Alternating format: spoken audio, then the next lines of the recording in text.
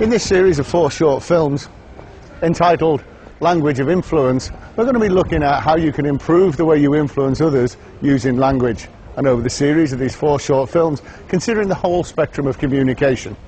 Beginning in this first section with a look at context. Now clearly the context for these films is to help you improve your communication in your business and professional life.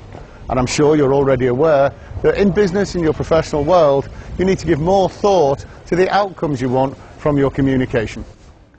Flippant or sarcastic comments, which could be described as banter in your social life, could actually cause you untold embarrassment professionally. Indeed, it's imperative that you gain an understanding of timing and context in your surroundings when communicating. Whether you're a business leader, a salesperson, or somebody that just wants to improve their communication with their colleagues. This understanding of context and surroundings is important when considering how people receive your message. Which leads us to the number 1 rule of communication, which is what the receiver gets is more important than what you think you send. The interpretation of the listener is where the real impact of communication lies. Or put another way, to really get the most out of the language we use is to understand the whole spectrum of communication and not just the words we use. It's long been accepted that our verbal language is actually delivered in 3 chunks. Words form 7% of our communication.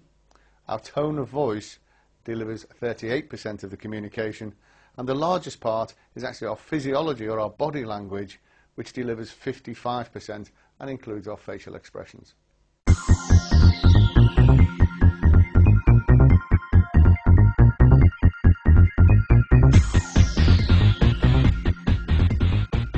So, people take much more notice of your body language than the actual words that you use. Think about the number of times where you've been in conversation with someone and then afterwards thought, well, I could see what they were saying, but it just didn't grab me. I heard the words, but for some reason I just didn't get the message. Now, this is normally an example of where people's body language is not congruent with the words that they use. Or maybe more importantly, their body language is not actually congruent with the emotional tone that they attach to the message. Have you ever been the victim of a motivational speech by a chief executive who is not an accomplished speaker?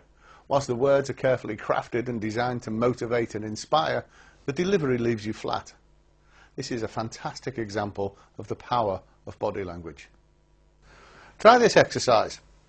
Record a TV program that you haven't seen before and watch it first time through without any sound. See if you can figure out the plot, the roles that the main characters play. Make a note of the key scenes and the emotions that you see. Now, rerun that program with the sound. And you'll be amazed at your ability to identify emotions and feelings purely from body language and the key elements of communication. Therefore, if you want your language to be really influential, all your communication to really influence others, give great consideration to your posture and the gestures that you use. For example, if you want to be decisive, or you want to communicate to other people you're a decisive person, think about somebody that you know who is decisive. Get a clear image of them in your mind's eye and look at the posture they use. Probably they stand erect with their shoulders back. The gestures they use will probably be lots of pointing gestures and hand chopping. So think about the facial expressions. Do they smile? Do they frown? Do they have their head tilted to one side? How much nodding do they do? These are all clues in how you can adapt your own style to be more decisive by matching and mirroring the gestures and the posture of really decisive people. So, physiology represents 55% of our communication.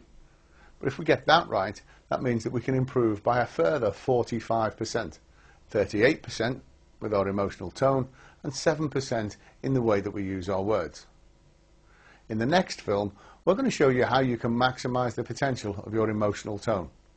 But for now, remember, focus on that body language, and I look forward to seeing you in part 2.